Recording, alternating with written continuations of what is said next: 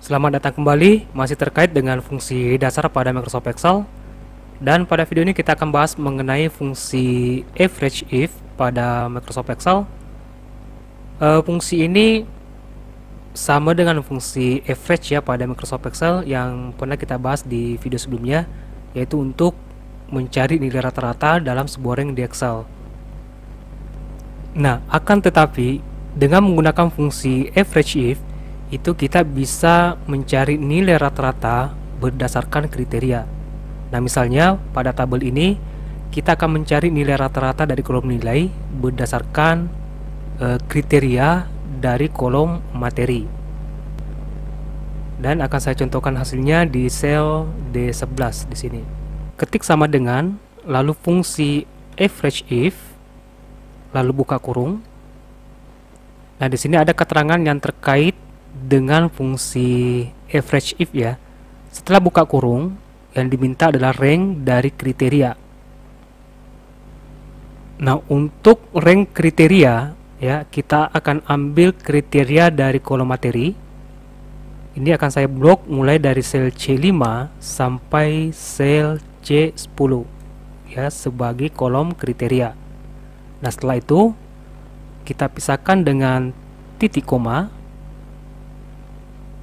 Kemudian kriteria yang akan diambil pada kolom materi. Karena data teks, ini kita bungkus dengan petik 2. Kemudian kriterianya misalnya tabel.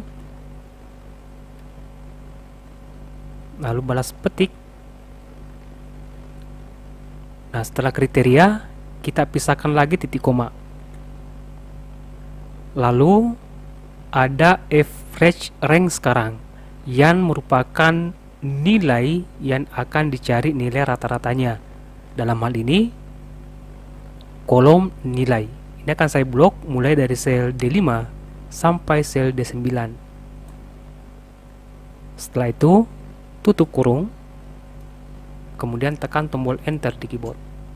Maka akan dapat hasil rata-rata 27,5 yang merupakan nilai rata-rata dari kriteria yang terpenuhi, yaitu tabel ya, tabel 20, tabel 35. Nilai rata-ratanya 27,5. Nah, sekarang jika saya ganti kriterianya, sekarang itu rumus, saya enter, maka akan dapat hasil rata-rata 50 berdasarkan kriteria yang terpenuhi, yaitu rumus 30, rumus 55, rumus 65. Rata-ratanya adalah 50. Ya, jadi begitu cara penggunaan dasar mengenai fungsi average if pada Microsoft Excel. Dimana pada fungsi ini untuk mencari nilai rata-rata berdasarkan kriteria. Namun pada fungsi average if ini hanya memuat satu kriteria. Nah, jika lebih dari satu kriteria, ya kita tidak bisa menggunakan fungsi average if. Tapi kita akan gunakan yang namanya fungsi average ifs.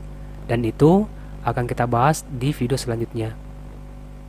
Baik, saya rasa cukup untuk video kali ini. Semoga bermanfaat dan sampai jumpa di video berikutnya.